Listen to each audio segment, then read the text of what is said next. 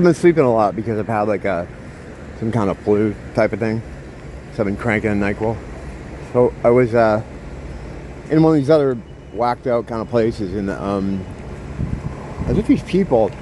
This is in the dream world, fighting these demons, and they had these demons kind of backed up into this compound that was set up on a railroad track. So I'm taking it the train doesn't really run through there anymore. It's kind of a barren kind of almost like a desert, I guess, area, or something like Arizona. And we were in a house, kind of working out of the house, and we had these guys cornered in this little this makeshift kind of fort that they built. And there were a couple of humans with them, and they'll be important later. And the humans kind of looked fucked up too, but whatever, they were working with demons. So I remember there weren't that many left at this point. And we made our way back over to this compound thing where they were hiding out. And the human guy starts yelling at us like, blah, blah, blah, blah. And I noticed he runs into the compound a little bit. And we're following him in. And I noticed he's going back in the compound. And that's when I told everybody else, I'm like, fucking run. Just run. And sure enough, a bunch of them come pouring out of there. I guess they were summoning them there. This guy summoned a bunch of them. So that situation took, we ended up taking care of that situation. I remember there was one demon guy that was like a big monster. He was dead. I just remember this part. I'm kind of laying on him. He's big. And they had like cut him open in the middle. And he had all tentacles coming out of him. But he was dead. He had this big like weird head. And as I'm laying there like trying to get my shit together, one of my stupid friends goes up to him and just smashes his head open. And I'm like kind of laying under him. And I'm like, what the fuck, man? So of course, you know, shit's flying everywhere. But when you're in a dream, it's almost like your body, I didn't feel it. Like I didn't feel any of the, it's weird. Because you're in your light form. You know, when you're in these dreams, you have an idea that you have a body, but you don't really feel much of it. You know, it's just like it's like you have the idea that you are a something, you know. So anyway, we start walking back to the house, and then a player appears, a new guy shows up. This guy looked like Baraka, except his head, he had no features on it. Almost looked like the one from Pan's Labyrinth. So imagine Baraka, but he's not big and built like Baraka. He's very skinny and thin. Like he has like the body of like the size of an older man, but he's all muscle. And I just hear like LOTAN, LOTAN, LOTAN, LOTAN. And I don't know if it's the guys I'm with saying it. He's not. The demon himself isn't saying it because he's not speaking, you know. So I kept going right for him. And I kept trying to grab him, you know. And I'd grab him like I was trying to bear hug him from behind because he was small. But he was like really strong. He was all muscle, you know.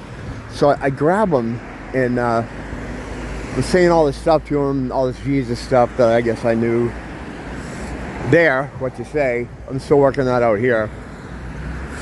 But he kept breaking out of my hold, and like he kept running around the spots. And when he'd stand in the spot, he'd put his arms together and try to start. He'd start doing this thing like he was meditating or something. And I'm like, oh, he's probably trying to summon more or something. I don't know what was going on, what he was trying to do. But everyone's fucked off when he showed up. But I kept going for him. And a few other people tried going for him too, and he'd take them and throw them in the air. And he wasn't hurting me, like he wasn't trying to throw me, he'd break out of my hold and run away. I didn't get this feeling he was there for me. I think he was just kind of there. So right before I woke up, I remember like holding him. He's trying to wriggle away, and just the word LOTAN, LOTAN. So I wake up and I get the word in my head. And I look it up and I get this guy here. This character here. Yeah, he's kind of a major player. I don't know if this was an embodiment of him or if he had just taken his name. I'd never heard it before. But the thing I thought that was interesting about it was he's like a Hydra, and in his regular form, I guess. You know, the demons can take different forms. In this area, in the 3D realm we live in, you can't see them at all unless you get them on camera in a photograph or a video. But because they have to inhabit a body to interact with us. But at any rate, yeah, he's a Hydra. And I've been talking about the Hydra a bit lately because I was talking about the Hydra in relation to the science juice. And I've made this connection before, and it caught me a week ban the last time I did it, so I gotta be real careful about it. Well, I'm not gonna even go into it, but I think it's just interesting that he was a Hydra. But I'm not kind of nonchalant about a lot of this stuff.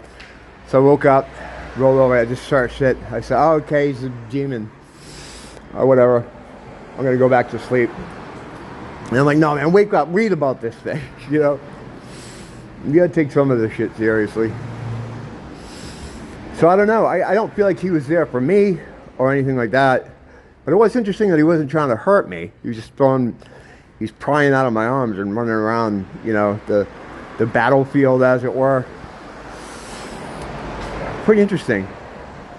Yeah, I'm gonna read a bit more about LOTAN. See what that deal was. It was almost like I don't know if the guys I was with was saying it or if it was just something I was hearing in my own head. Pretty interesting stuff, man. He's the only guy I know that had like a name. I don't know. I bet all these things have names, the stuff I've talked to. Who knows? I never thought to ask them their names, like even when we first started doing this. When me and Craig first started seeing this stuff. And I'll have Craig up again. He'll shoot up again soon. Did a couple videos with him, talking about our first encounters with demonic entities, not knowing what they were, and thinking it was this weird, like, homeless conspiracy of homeless people. Because there's always homeless guys that would approach us talking with the demon voices. We thought they were meeting together in secret and like hashing out this idea to then just like a what do you call it? It's in my name. Target individual type of thing. So we thought it was something like that. We didn't even know. So I mean, that was where it all started. But in that time, I'm sure some of them have names. I don't know. I never kind of thought too much about it until this very moment when the LOTAN name came in. So I don't know if I'll see him again. You know, dreams are not movies invented by your mind. They are places you go when you travel, when you're out of your body. And you have to be out of your body for them or it or the system to do whatever it has to do to your body while you're sleeping. A lot of healing gets done while you're asleep too. That's why if you don't get rest, things start, falling apart. But the most important thing is if you don't sleep, you start to see through other veils. You can start to see other people. You'll talk to other people. And people always say, oh, it's just, it's drug psychosis. It's like, no, because when people stay awake by whatever means for a certain amount of time, they all start seeing the same stuff. You're seeing into another world. You're interacting with another world. So when you sleep, they reset you or retether you to this area. You get plugged back into here. They fix the screen. They pull all the veils back up. All right, he's good to go. And then he can wake up. At least that's how I interpret that. But yeah, so I'll keep you posted on the LOTAN thing. Oddly enough, at the very same time I was fighting with LOTAN in my dreams, there was a huge pride parade up the street here. Coincidence? Yeah, probably. Don't blame the teacher, blame the school.